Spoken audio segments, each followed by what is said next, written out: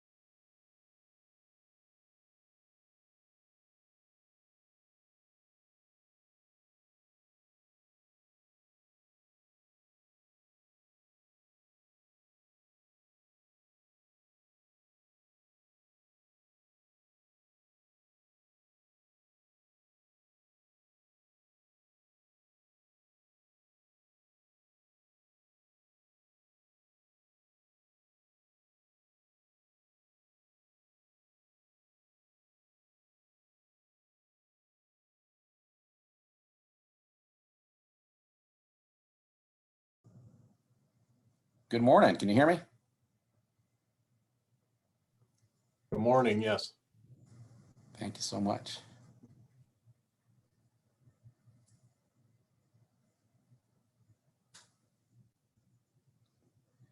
Jennifer, it's from Francisco. Thanks so much for taking your time out to do this. I think it's going to be an exciting presentation. I hope so. Hope it's not a snoozer. Well, so one, I think everyone heard about this event, so we're interested in hearing about it. And you know what we've learned about doing these is also we record these, and they also get a lot of play afterwards. It's just, you know, with a lot of people are still doing their morning brief outs during the pandemic and things like that. So I know this, and I personally got a few emails saying, "Hey, looking forward to being there," or "I'll listen to it." So this is going to get some good traction. I think it's going to be a good event to talk about, and looking forward to hearing about it. Plus, everyone's had their first or second cup of coffee right now, so.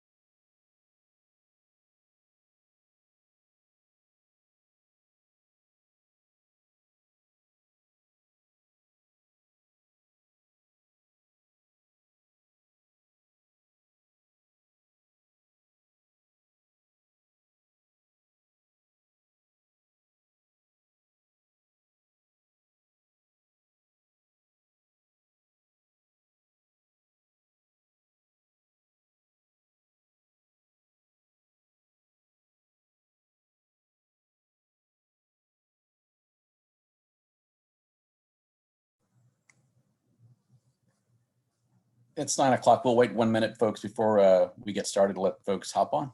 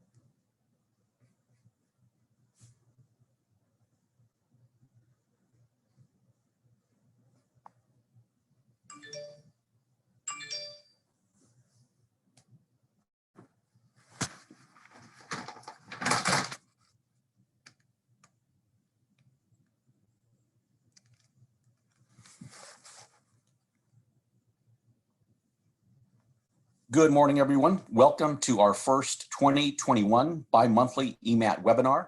Today's webinar will feature a speaker from outside of the great state of Texas talking about dam failures. I'm Francisco Sanchez, president of the Emergency Management Association of Texas. Thanks so much for being part of our programming and our bi-monthly webinars. And this content was put together by the training committee and our team. We have a few housekeeping items to take care of before we get started. Everyone on the webinar is currently muted. You can ask questions or offer comments in the chat box. Feel free to pose your questions during the presentation as you come up with them in the chat room, and we will circle back around those at the end for Q&A, as well as take additional questions at that time. We'll be recording today's webinar, and it will be available within a couple of weeks of today's live event. Welcome to all of our EMAT members, and thank you for attending. For those of you that are non-EMAT members, we hope that you will consider joining. And for everybody, whether you are an EMAT member or not, follow us on social media at your EMAT. You will get details about additional programming and also our 2021 symposium, which is coming up in March. And I can assure you it is virtual, which actually has a lot of great opportunities for us to bring in speakers like we're doing today that are outside of Texas without having those travel expenses as a part of that. And we have got some tremendous folks that are going to be a part of that and presenting. So you're going to want to join that, and it's an excellent rate. So let's get started. Today, we'll be hearing from Jenifier Boyer, Emergency Management Coordinator for Midland County in Michigan. Jenifier Boyer is a 2004 graduate of the University of Michigan with a bachelor's degree in business administration. In 2006, she began her career as a volunteer coordinator with the Salvation Army in Genesee County. Through this position, she gained knowledge and interest in the disaster response and emergency management field. In 2008, Jenifier was hired into the position of Deputy Emergency Management Coordinator for Genesee County. And in December 2015, Jenifier accepted the position of Emergency Management Coordinator for Midland County. Jenifier is a member of the Michigan Emergency Management Association and was named the organization's Emergency Management Coordinator of the Year in 2017. Jenifier, glad to have you. Thanks for joining us, and I'll turn it over to you. Thank you so much. Let me get my screen sharing here.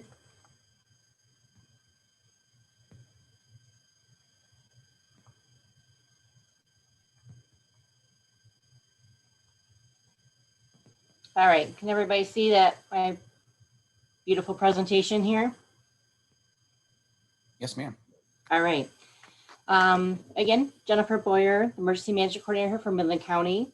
Been here with Midland. I just completed 5 years here, and in 5 years, I've had two presidentially declared disasters, so I guess I'm doing pretty good here. I've been in emergency management for 12 years now.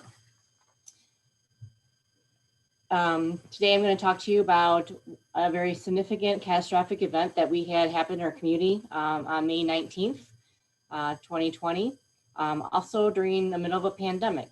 So there's a lot of interesting things. We obviously learned a lot of lessons. So hopefully I will be able to share with you not only our story a little bit, but also our lessons learned, and hopefully have lots of time at the end for questions. So it's really going to be a high level view. This is one of those things that you can talk for 40 hours on. So I'm going to try to be brief with some things. Hopefully it will get some questions going, and then we'll have a little bit maybe better discussion and questions towards the end for anybody that has specific questions or looking for information. So Midland County is basically in the middle of the Lower Peninsula of the state of Michigan.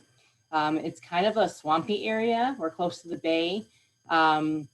We also have a significant watershed in which we're in, a river basin, and we're kind of the pinch point for that river basin. So as you can see from the map, there's a lot of water north of us, and it all comes down to us. Also, you can't really see on this map, but we have significant rivers going to the west. They don't have dams on them, but from the west, we get a lot of water. So about 60% of our water for this river basin comes from the north, and 40% comes from the west. So, so when we have rain for a large area, that usually means a pretty wet day here in Midland. Midland County has about a population of 80,000, so we're not a really big community. The city of Midland is kind of the heart of our community, our county. 40,000 people live in the city, so it's very urbanized compared to the rest of the community. The townships and municipalities just outside of that, you know, are populated heavier, closer to the city, and then it gets more rural as you get out into the area. Gladwin County, who's just north of us, their population is about 25,000 people. So that can kind of give you an idea of how rural it gets really quick. Usually within a mile or so outside of the city, it's very rural here. Also, I think it's good to understand too that the dam system that we have here, there's a few different ownerships going on. The Chapel Dam is owned by the city of Gladwin, and the Beaverton Dam is owned by the county of Gladwin. The Secord, Smallwood, Edenville, and Sanford Dam are all owned by Boyce Hydro. Well, they were owned by Boyce Hydro, which is a private company. And actually their offices are in Nevada. So they're not even locally here, management-wise, other than the ongoing dam operators. Those 4 dams are also hydro dams and had FERC license. About a year or two, Edenville lost their FERC license due to poor maintenance and meeting FERC standards. A lot of that was around safety issues. And then around that, prior to that time, the community started pulling together about trying to purchase these dams, but that's a different story. So these have been owned by a private organization or private company for quite a while. So there's a lot of coordination that has to go on with all of these different dams when we have large rain events. I think it's important to understand a hazard when you have an event that happens. We're very much aware of our dam failure hazards. This is an updated map from our hazard mitigation plan that we had approved in 2019. And at the top is the Edenville Dam. Half of it is in Midland County and half of it is in Gladwin County, which makes it sometimes another level of coordination. And then in the middle there is the Sanford Dam in the village of Sanford. This dam failure map that you see here, the purple outline, that basically is a rainy day event failure of the Edenville Dam. We knew that if we were to lose the Edenville Dam, we would lose the Sanford Dam. So this kind of shows you the communities that are most impacted for this type of event. So to get into the incident, we had obviously some forecasting done for us prior to the event. We were expecting some rain. We had a webinar with the National Weather Service expecting some rain. They issued a forecast for us on the Sunday before the dam failure. So on the 16th or the 17th, actually, this was a forecast that was issued for us. It says minor and moderate. That's really not a community rating. That's more of a city operations, government operations rating, because our water plant and wastewater plant are on the river. So even though it says moderate that we're forecasted for, this is something that happens almost annually here. Our river response procedures don't really talk about even bringing in emergency management until like 27, 28 foot. That's where it starts to look at, that's kind of our threshold to start looking at what we need as far as level of coordination from the EOC. So this is the kind of information that we were given. This was a forecast that was given Sunday afternoon, the amount of rain that we're looking at. And if you kind of see there towards the bottom, Gladwin north of us, because again, we look at north. Also, we have 3 different National Weather Service offices that cover the state of Michigan, and we happen to be at the border of all 3 of them. So our office is out of the Detroit area, so we're the most northern point for that. So I have to look at 3 different forecast centers to see really what the impact is to Midland County. Gaylord office for north of us and Grand Rapids office for west of us, and then Detroit for us. But usually it's the rain outside of our area that actually impacts our community the most. So Sunday, our forecast was more like a couple inches, 2 inches, I believe, was the most they're expecting. And as you can see, it starts adding up a little bit farther into 4 inches. So this is kind of our day Monday. Gladwin County has a lot of issues Sunday night. They do some evacuations and things. In the past, Gladwin County has had these similar issues, and we haven't had any impacts towards us because there's so much room in the river system and that kind of stuff that a issue in Gladwin does not necessarily result in an issue in Midland County. This is where you get in that big gray area with weather and that kind of stuff as far as, you know, what the potential issues or impacts are. Flood warning was issued. Looks like on Monday morning until Tuesday night, because that's when we're expecting to crest. As you can see, as we go throughout the day, the river forecast, the crest of it continues to increase, which we don't really like here. And then also on the right, we kind of have a text group. We have a weather group and some other groups in which whenever we get updated weather information, we send information out. So this is our fire department, law enforcement, DPW, all those that are kind of responsible for understanding our flood risks and that kind of stuff. So as we get going through, we start seeing a lot more spill, a quicker increase in spill at our dams, both at Edenville and at Sanford. So we had an EOC briefing around 5 o'clock that kind of just talked about our concerns. At that time, we were looking at, you know, river crest around 28 feet. We still were thinking, okay, you know, we've had situations like this before. We weren't really concerned. Our residents get notified a lot on when we have forecasting done. We have specific streets already identified and what will be impacted based on the river forecast. So we have a plan that really tells us what impacts are up until 32 foot, because that's what we've experienced before. And we've done really good with documenting those community impacts. So after 5 o'clock, you know, 5 o'clock, a lot of people go home, and we're during a pandemic, so we're kind of virtual a little bit. We have a very small, I think there's only two or three of us in the EOC, myself and public information, just getting information out. And then that's when things kind of start getting a little bit more busy for us, or information starts coming in. So around 8 o'clock, Water Waste calls us and said, you know, their storage capacity is at 50%. That's pretty significant for this early on in an incident. We usually don't see that later. Usually we flood here in Midland, we usually crest, our river crest about 24 hours after the rain stops. So this event seemed like it was moving a little bit faster than normal, but we had received a lot of rain too. Around 8:30, when we were notified that the Sanford Dam was spilling at 42 feet, which was max capacity.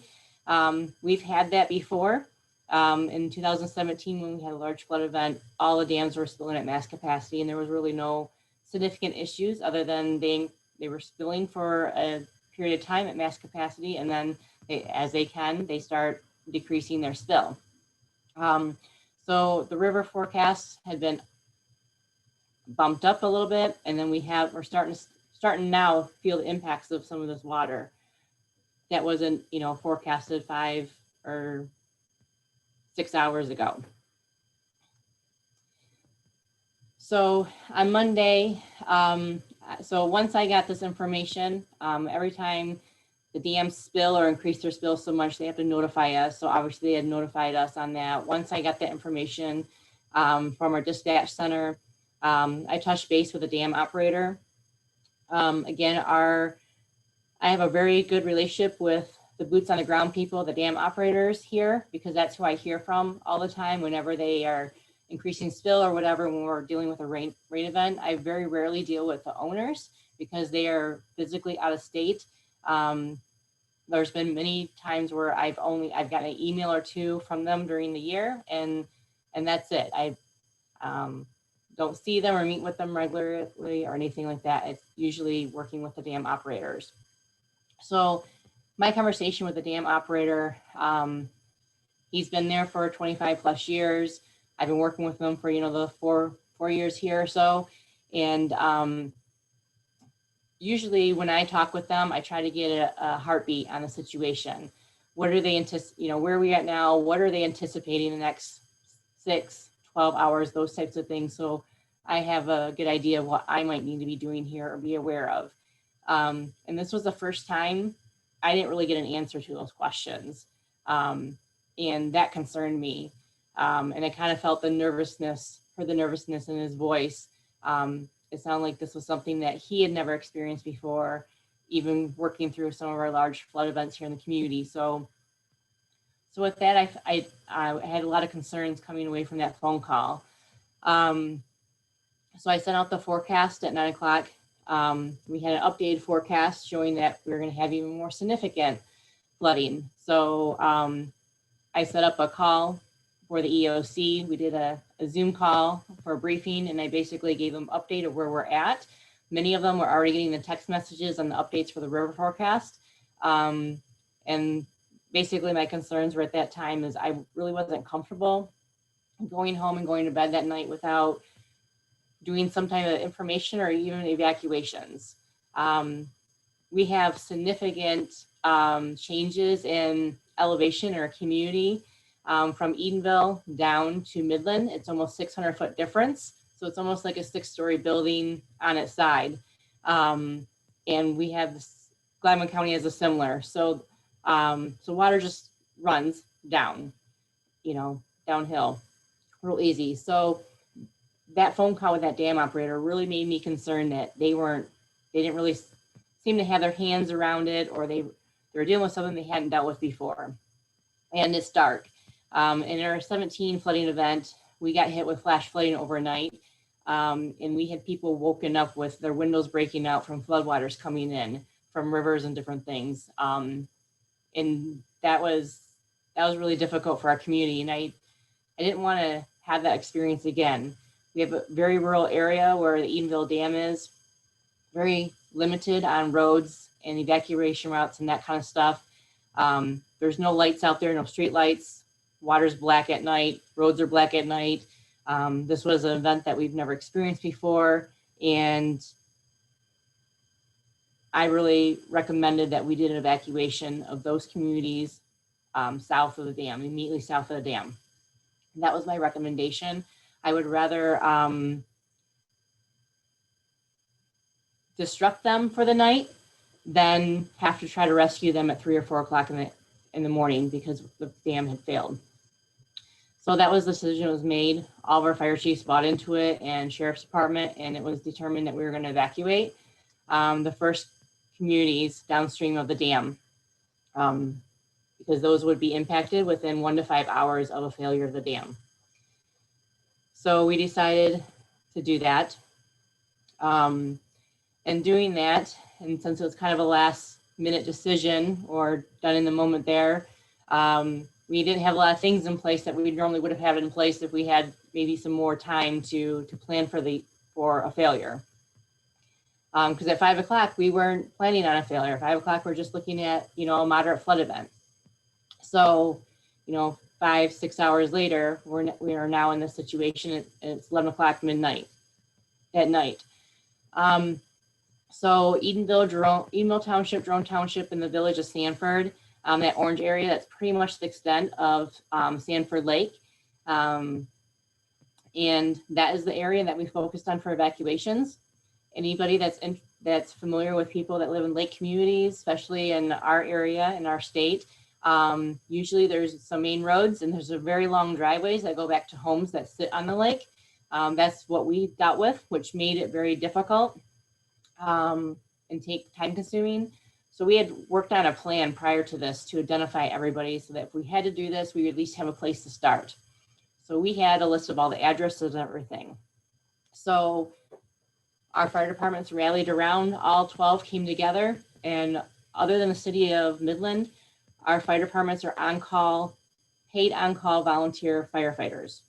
So if any of you can identify with that in your communities, the most likely opportunity for you to have resources is in the middle of the week at night when most of your people are not working and they're at homes.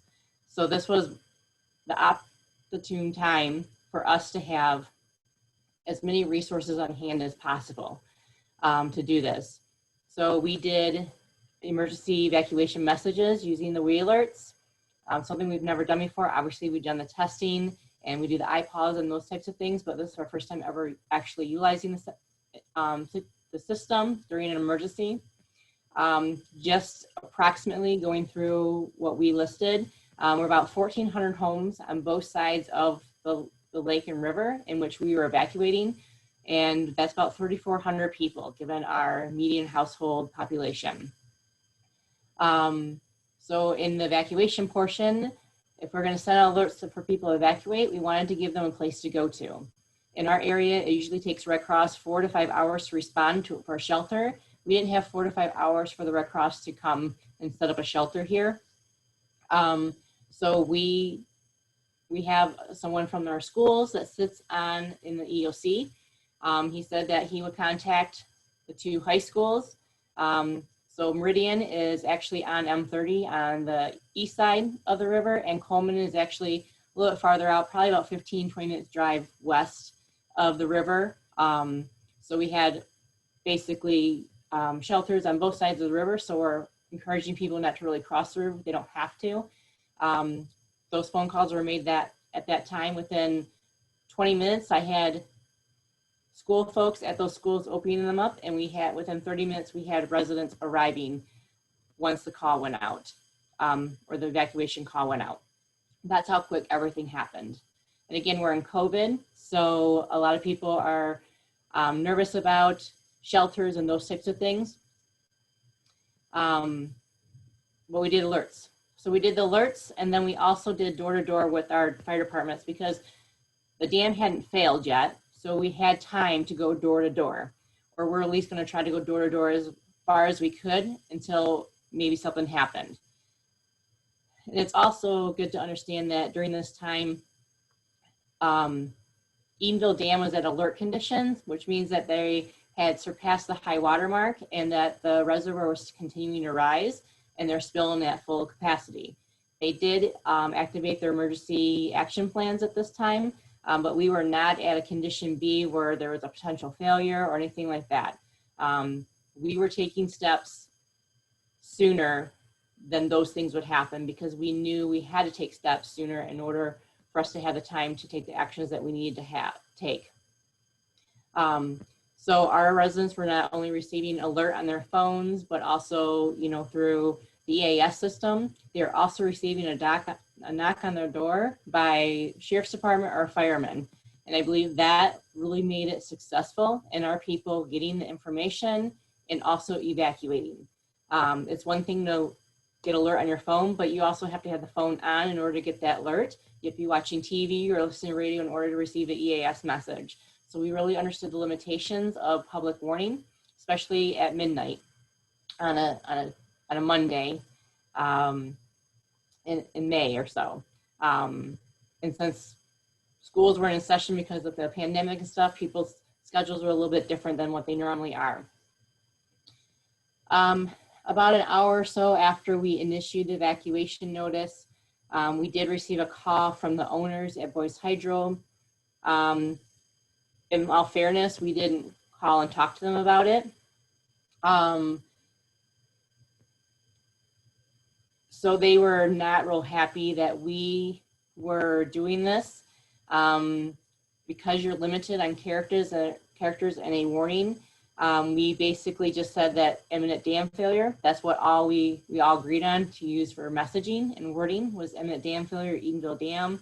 If you're in these communities, please evacuate. They felt that because we couldn't clarify that Boyce Hydro was declaring that, or if Midland County Emergency Management was declaring that, they had a lot of concerns with that, and really argued that there was nothing wrong at the structures, and that we shouldn't be doing this. So after probably a good 30-minute or 40-minute conversation, we kind of got them come around and to kind of help with the mood with things. We sent out another warning and press release saying that there was really no structural issues. However, public safety is continuing evacuations due to information that we received regarding the flooding event. So, and unfortunately, the dam owners do not have a good relationship with residents, and a large number of the community. So, so I think that some people feeling that they were being told by us was more of a buy-in for them to that this was a significant emergency. And again, this is not something we've ever experienced before, so they've never gotten an alert like this before. We also were evacuating people that have never been evacuated before because most of the folks on the lake, because there's dams on either end of the lake, are not in the floodplain. So they're not residents that we'd normally be evacuating during flooding.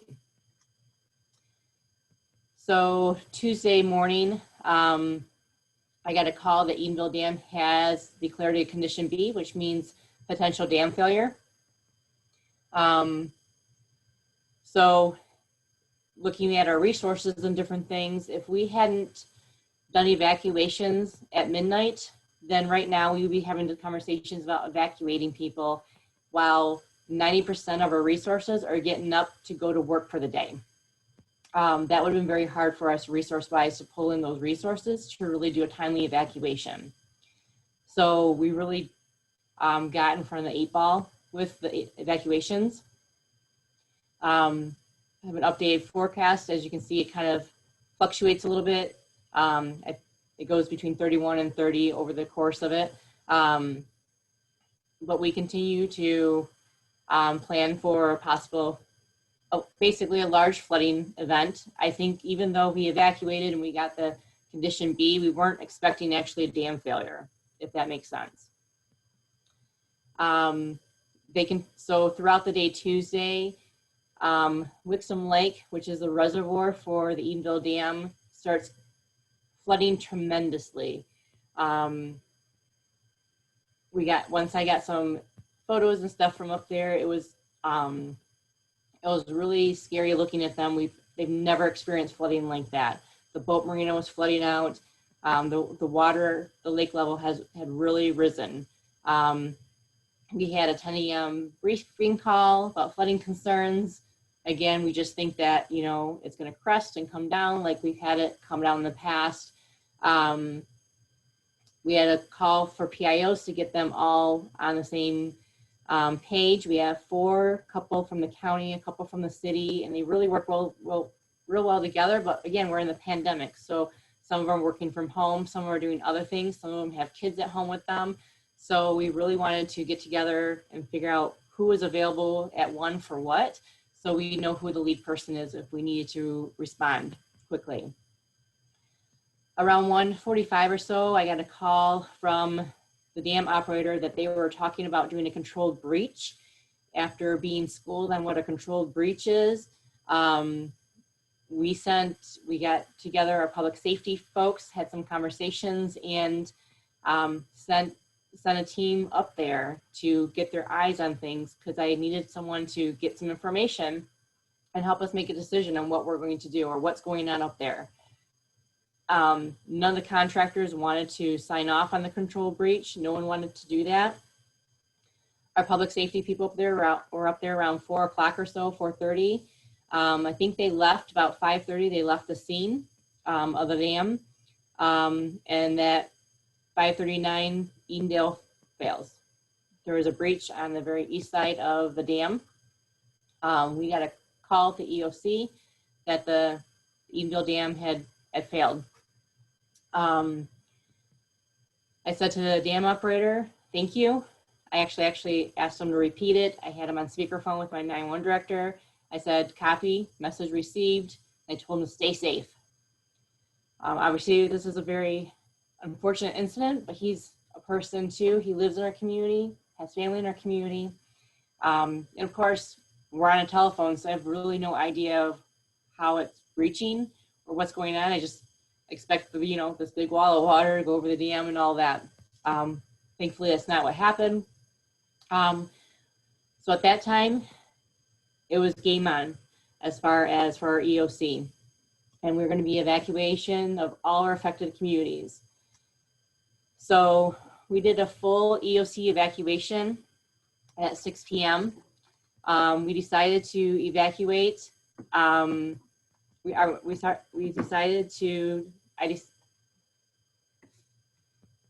We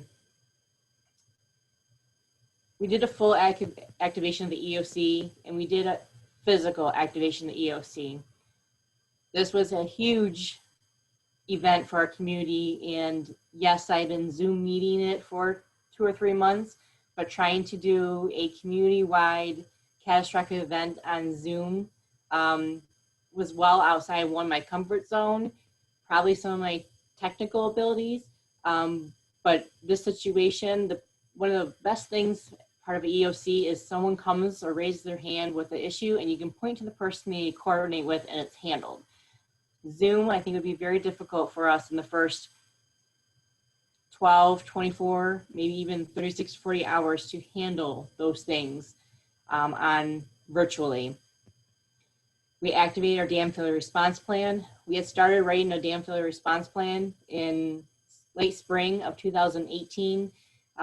It kind of got some speed, then fell off and got some speed. We never finished it. However, we did finish identifying all the areas in each of the jurisdictions that need to be evacuated, all of our road closures, all of those types of things.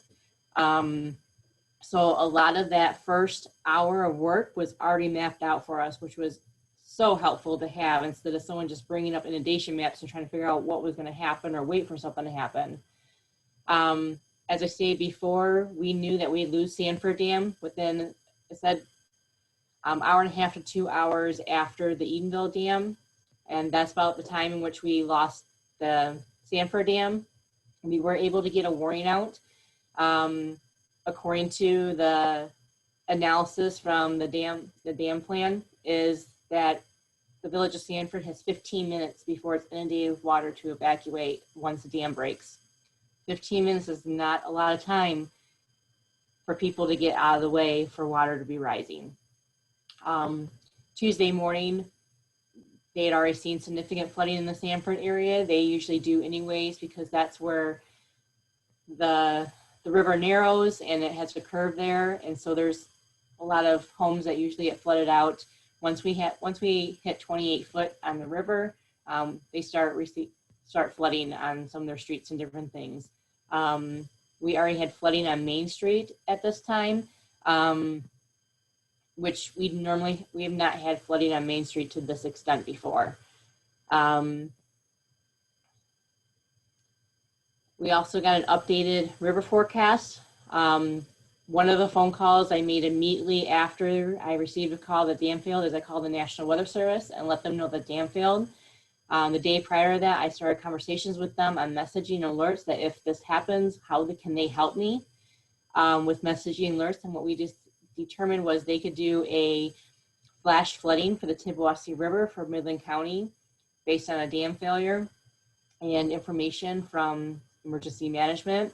So actually their message went out probably a minute to 2 minutes after our we alert went out from dispatch.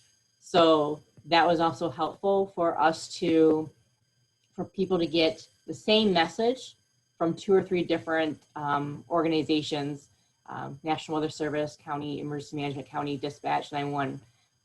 So that was very helpful. During that, we had our city and county emergency declaration, and we also received a governor's declaration by 10 o'clock that night. On the right here is just kind of our alerts that we had. These are some of the emergency alerts. So we didn't get in our draft dam failure response plan, we didn't get to evacuation routes or staging areas. We didn't get that far along in the planning process. So we didn't really have anything pre-scripted as far as directions for evacuation routes or anything like that. We don't have hurricanes, we don't have those things in which we have people evacuate for on a regular basis. So we had some very knowledgeable people in our dispatch center of the community and how it's laid out. And basically they just started breaking the community down into sections. And from here east, evacuate, from here west, evacuate this way. And that's how we got information out for evacuation. We're looking at evacuating 4,000 homes at this time. That includes the 1,200 or so that we had done the night before. Our population, about 10,000 population for evacuating. On the right is some of our information that we put out with public information. on our online GIS system, we did have the Edenville dam failure inundation maps. They were actually made publicly before I got in this position, and we were able to get them updated and continue to have them publicly. I would actually send out a message May 31st on Dam Safety Awareness Day. Say, hey, we have dams in our community. Please look at these links to see how they would impact you, your home, your work, your travel to and from different places. So we were able to share this. This helped really the calls coming in to dispatch and others about who needs to evacuate, because people could come in, they could actually zoom into their address and really see what the impacted area was. Again, we were going door to door in some areas. In those areas that we evacuated the night before, personnel just went up and down the streets with a horn and a PA system announcing that if you're still here, you need to evacuate. Tuesday all day, we were encouraging people that were evacuated still stay evacuated, that the hazard still had not decreased at all, and that we were encouraging people to stay out of that area. Road closures were able to be set up immediately. When we looked at the inundation maps, we assumed any road or infrastructure that was touched by the inundation map would be completely ruined or whatever. We lost US 10. We lost basically every bridge that went over the river. We lost M30 in 2 locations over the reservoir, and then it comes it's south of the dam. We lost it there. We lost the Curtis Road Bridge, US 10, Saginaw Road. We did maintain M20. They just redid it a couple years ago. It did get flooded, so it closed, but we did maintain it. And then Poseyville Road was closed for a while. It had some structural issues. But we have basically five ways to get from east and west for our north part of our community, and all of those were closed. And 3 of them were completely destroyed in the failure of the dam. Again, we needed additional shelters now. So we opened additional schools and a couple community centers to do that, because now we're looking at a population of 10,000 people. And being in a pandemic, people couldn't necessarily go with friends and family because of health concerns, the pandemic, those types of things. So those normal sheltering resources that you rely on weren't as available as we had before. Again, with the warning and public information, we used a lot of different methods, the WE alerts through Wixel, National Weather Service. Again, sharing this map. We also had a road closure map that we kind of put together in 17, which was very helpful, that we actually used for directing first responders to calls. The next morning, around 6:30, we have a mitigation dike that we set up across Poseyville Road. This dike fails, which floods out a small business community and residential area, which since 86 has never experienced flooding because of the mitigation measures that was there, but it was built for a 100-year flood, but it was not built for a dam failure. The dam failure basically lined up pretty well with a 500-year floodplain layer inundation area within our community. We used emergency warning for that too, as well as the local fire department to make warnings to the public. Wednesday afternoon, we were looking to crest or so, around 38 feet. Thankfully, we crested at 35 feet. We believe a lot of this was that we didn't actually empty the reservoir completely of the Wixom Lake, which was good for us. So we crested a lot 3 foot lower, which was great for us because that 38-foot crest was something nothing we've seen before, and we really didn't. We had the inundation layers, but we know that those are not always black and white, thick lines on maps. So we're relieved to not see that level of flooding.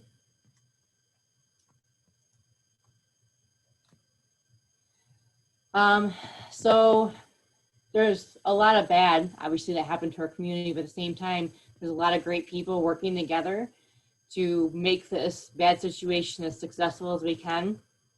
So Wednesday or Tuesday night, this was the message that went out from the city that basically said that thank you for listening to us. We did not have water rescue calls like we did in 17. In 17, a lot of people didn't evacuate, and then a half hour or so later, they called for help with evacuating because their street was flooded or their home was starting to flood. We did not have that issue this time around. We did, we went down streets with PAs and all types of stuff, but we had no swift water rescue calls like we had anticipated when we were working on putting this evacuation plan together for this type of scenario. We expected to have a lot more emergency calls than we did.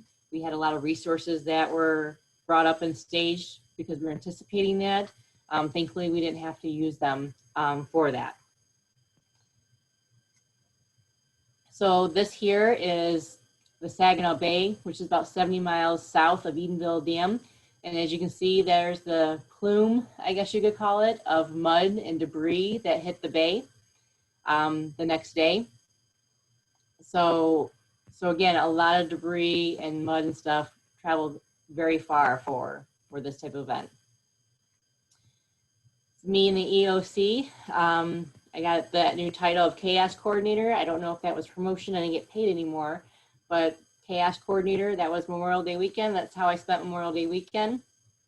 We had some great people there that really kept morale up and just taking care of issues as they came up. It was a great team we have here, and we had a lot of great people come in. We actually had an incident management team come in from an hour or two south of us to really help us get a little more organized and set up, and it was just great. This is our EOC hours of operation. We really struggled with the long-term operation. We can do 24 hours, 36 hours or so, but when you're talking weeks and months, it was staffing that, especially when people had to return to work. And again, a lot of people are volunteer fire personnel, and they work 8 to 5 Monday through Friday. So that was a big issue for us. We were able to pull some people together and got some assistance from community partners that really helped us make it through. So here are some before and after pictures. This is the village of Sanford. I don't know if you can see my cursor, but on the left hand, that is the Sanford Dam and how Tawessi River goes down. This is the area that usually floods out as it's low. And you can see what the aftermath is from the failure of the dam. I believe these pictures were taken maybe late Wednesday or Thursday after the failure of the dam. So they're only 2 or 3 days out. So there's still a lot of water out in the community. This is Curtis Road Bridge. This is about a 1/4 mile south of Edenville Dam. On the left-hand side, that house there, if you're able to zoom in, you actually can see that's a water line in that house. That's how high that river raised. In some areas, it raised up to 13 feet above normal levels. And then if you were to if you're standing on that deck and looking west, this is the road that you would see that was once there, Curtis Road. There used to be a house there in the top left-hand corner of that picture. That house and pole barn there were completely gone because that's where the water breached around that road. Here are some of our challenges. Lack of available resources from the state and federal agencies. We all do resource typing. However, at the state, a lot of our resources don't meet federal resource typing, and the state has yet to figure that out. So it's hard to ask for something when you don't know it's available. We didn't really have a community sheltering plan outside of Red Cross. And with COVID and different things, Red Cross was very strapped and had a lot of challenges for this. We've had some significant flooding events and got through debris without a hitch. This time, debris was an issue. As you can see, the bottom picture there, that was something typical that you found around the area. Just piles of stuff. That's parts of a camper, parts of a house, huge stuff. You have vegetation because the dam breached through. The actual location of the breach was through a wooded area, forested area, which is now wiped clean. of trees. So those trees came down with the water, and you know, the force of water just does amazing things. But this is personal property on personal property, which is not always, you know, public assistance eligible. Who's responsible for cleanup? Got really messy.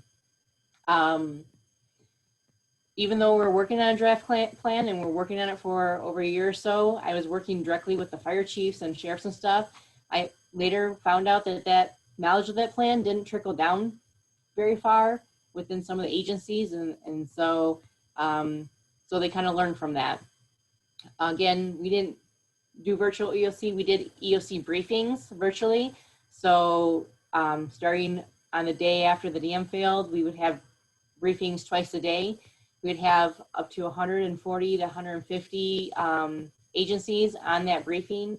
I just did a whole community briefing to report out what was all going on, given the number of jurisdictions we had and the amount of organizations that were required or impacted in different things. We also, critical incident stress management, we didn't really bring it in as soon as we should have, and we probably should have brought it in a couple more times and really pushed through that. Some of our first responder agencies were already having issues because of the pandemic and the stress that people are under. They were actually answering some calls that they are not accustomed to. So then you add this on top of it, and again, these people, our first responders, live in our community and that kind of stuff. So some of them were flooded out as well, or lost homes and that kind of stuff. So a lot of stress management and things.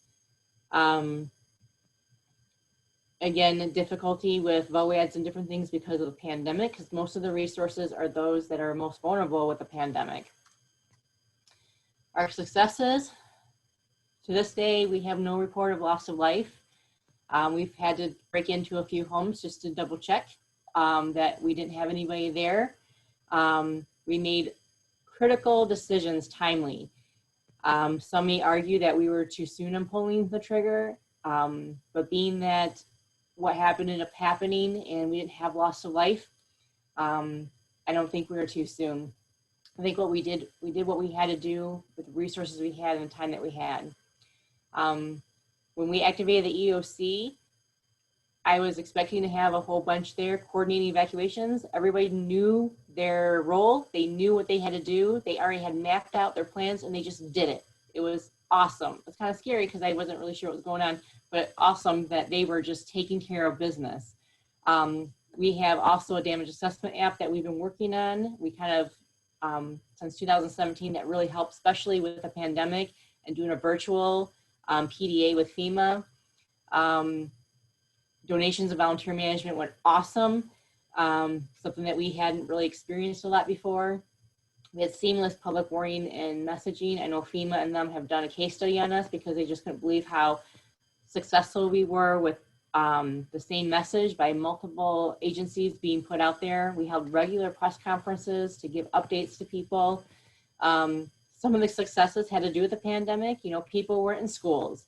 At the time of this, on a weekday, people would be getting kids from school. They'd be going to get dinner. They'd be out. We'd have more people out on the roads and possibly in harm's way than if we didn't, or possibly even people out boating. People weren't supposed to be boating at this time here. So our biggest fear was people would be out boating and a dam would fail, because that would be catastrophic type of response. And I was supposed to be out of state. I was supposed to be in Tennessee during this, sitting by the pool, sipping on an adult drink, and I was here. Lucky me. And a lot of our facilities too are open to the public, so that really controlled a lot of media and different things like that with the EOC, and we were able to pull from other resources because of the pandemic and stuff. Again, virtual EOC briefings, and then we had a plan, right? And it was flexible, and though it wasn't finished, it got us started, and I think that was the most important. We did do a lot of exercising a year or two before this with the dam owners. That really helped us identify roles and responsibilities, and also a large group of us understood that we were going to have to make decisions well in advance of the dam operators telling us what was going on there. And that's exactly what we did. Understood the impacts, We had somewhat of a plan. We had strong relationships with the operators, so we could have transparency, honesty, and strong community partners. This is a quote. I know I'm running a little long, I'm sorry. This was a quote that we've had on after action reports. You know, you're always ready for the last emergency, knowing the next one will be bigger. And for the first time here, we felt like we were ready for the next big one. And I think that's amazing, especially in a community our size. One emergency management coordinator, a staff of one, trying to apply all the lessons learned from 17, plus then plan for a potential dam failure. And I didn't think the dam would ever fail. I don't think anybody did, but I just felt like we should have something in place because we weren't going to have a lot of time to respond and a lot of coordination. So from that, I would be happy to take any questions, and I do thank you for your time. I hope it was valuable for you, and I'll go from there. So I don't know if Francisco, if you want to do the questions or want me to read them or how you want to do this, just let me know. Sure. No, if you can see the chat box, that'd be great. I think we've got 3 questions there, and we can go with those. And then the first one, I guess, along with the about participation in EAPs, if there's anything from collaboration efforts y'all have learned from, you know, pre-event that maybe there have been some adjustments to that, you know, post-event that were affected by the incident. But I'll let you go with the questions from there. So we did do some, I pushed for some exercising with them. What started it all is I sat down and read their EAP, and I sat with them to read it, and there's a lot of areas in that document that we both interpreted differently, which is not the point of an EAP. So myself and the Gladwin Emergency Management Coordinator at the time sat down with Boyce and went through all of their EAPs to make sure that, yes, they met the needs for FERC and that kind of stuff for dam safety, technical verbiage, but also they talked to us that are sometimes 5th grade levels when it comes to technical engineering and stuff, so that if a fire chief or whoever picks up that plan, they can understand a lot of things in there. And that we spent 4 months going through them and getting all 4 of those EAPs redrafted. So we started out with a seminar with them where they went over the updates of it, and we really separate out roles and responsibilities of the different agencies and those types of things. So that was really helpful for us. As far as the Red Cross for sleeping, so Red Cross sent 2 shelter teams, I think the day after the dam failed. And though they supposedly came with resources, when they arrived at our schools, they said because of COVID, they couldn't provide blankets or cots or anything. So all the stuff that was being utilized was stuff that we had pulled together from our resources or from mutual aid outside our county.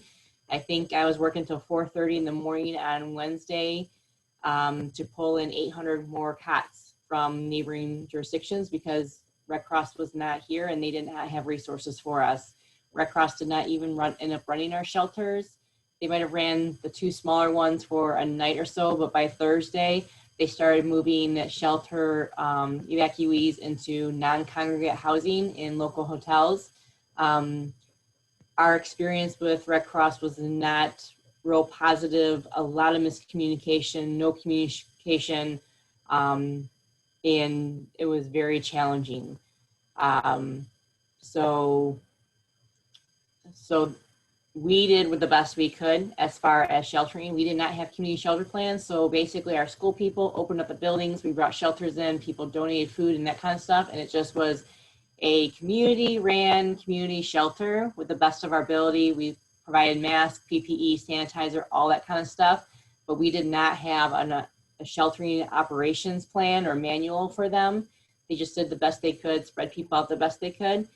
Some people were not comfortable with going to the shelter, so they stayed in their cars and only went in for the bathroom and some food. But we did the best we could with what we had. So I'm not real happy about our shelter experience, but we learned. And at the end of the day, we did not have any transmission of COVID in any of our shelters, and we did not have any loss of life from this incident. So, so going forward, we obviously are going to be working on a community shelter plan that hopefully can transition Red Cross in once our resources are able to arrive. Going going forward. Next question, can you talk a little bit about after action process, improvement plan process after dam breach? How have you improved your planning since the disaster? Well, since the disaster, I haven't had time for any planning. I've been working on debris management, long-term recovery, all those types of things. So we did have a debriefing afterwards. I still have not gotten our after action report together because of everything that's going on. I haven't been doing day-to-day operations since March 13th when the pandemic started. And then when this happened, I was out of the office for literally 2 months in the EOC. So what will happen, what we do in the past with after action, I've made a lot of notes. There are some areas in which we have improvements. And then we'll try to assign those to agencies and a date to get them done. We had our after action report from our 2017 flash flood event, which was close to a 100-year flood event, was 20 pages, which was pretty significant for our community. And I think we got almost 80% of those improvement actions done prior to this event, in addition to updating our emergency operations plan and our hazard mitigation plan in 2018. So a lot of work's done. We have a really supportive community and a lot of partners come together here for the emergency management program. So we'll just move forward with that. We are having, looking into USGS doing a flood mapping tool for us, and also working with Army Corps of Engineers to do a flood study to recommend mitigation measures. So that's kind of how we're going forward with that. We have been doing emergency planning with the dams. The dams have since been bought out from Boise Hydro. The counties, Gladwin and Midland counties, went through a condemnation process with the courts for the purchasing of the dams. So we own the dams now and most of the land around them. We have been working on updating emergency plans right now. There has, other than debris removal, there's been nothing done with the Sanford Dam. We're looking at maybe a $50 million project to restore the Edenville Dam. The breach is still there. Right now we're working on some emergency measures for one of the spillways to get flow of water back through there. We have about 20 foot of water behind that gate that's not really operational. So they're working on that just to stabilize the dam. And then at some point they're going to be working on getting that breach closed or possibly adding an emergency spillway there. So there's a lot of work going on. But we touch base every week or two with the new owners that are managing it on behalf of the county on emergency planning just through the construction period. And I believe we're going to probably be in a construction period here for a couple years. So we're always a day away from a flood event here. All we need is one rainy day. We have these great forecast of 2 inches of rain, and then it stalls out and we have 5 to 8 inches of rain. So so we know how important it is to have some open communication and be on the same page with that. So and I think because of all the planning we did beforehand and the exercising, that really just brought the community together about how important what emergency management does for the community, even if it's, you know, those worst case scenarios. What was our biggest public information success or failure? So I guess our successes as our team is awesome. We kind of have a group that works together between 911 and our public information people as well.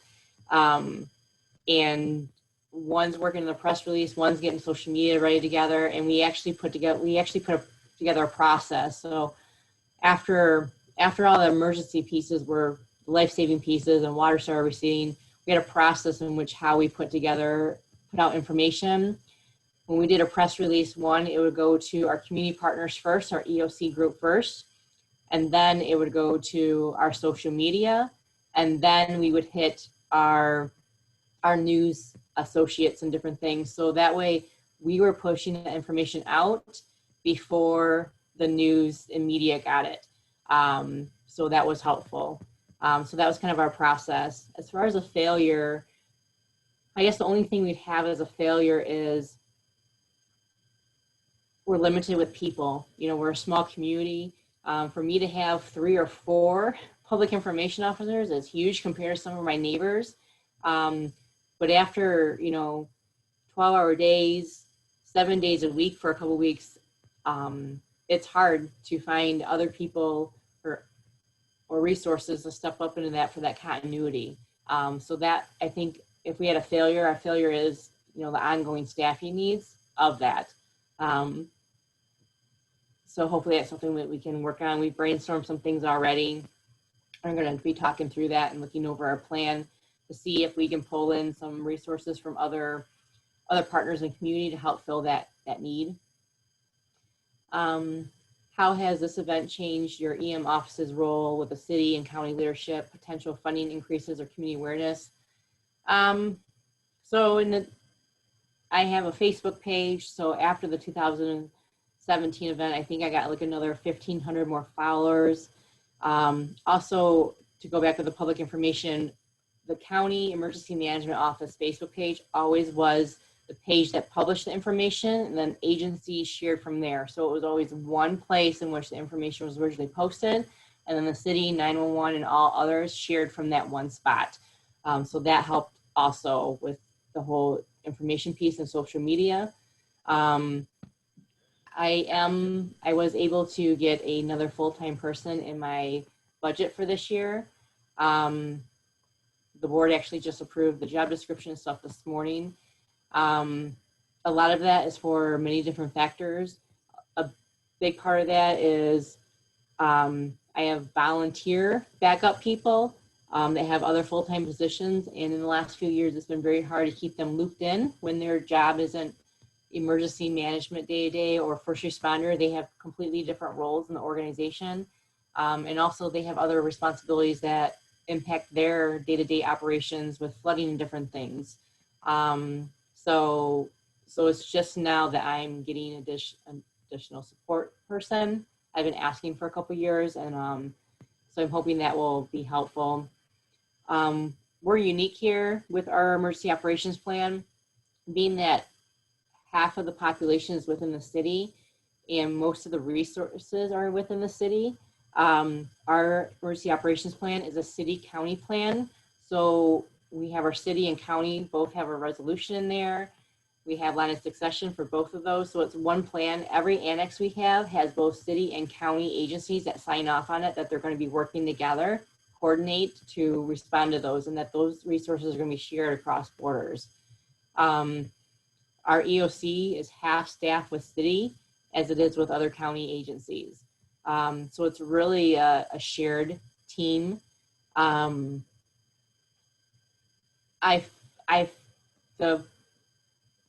person that was here before me, my predecessor, was here for 28 years, which is awesome to have someone that long here to really develop those relationships. You're not having that changeover, and really had the respect of leaders and work with them. He did a phenomenal job. So I kind of, when I came into that position, I kind of had some of that lingering. And as I started working on projects, getting to know people, I was only here 18 months when the 17 flood event happened. So that was kind of my opportunity to build whatever relationships I hadn't built then. And from my understanding, everybody was very impressed with my response to that. And actually it was a bigger event than the person that was here 28 years before me had ever done.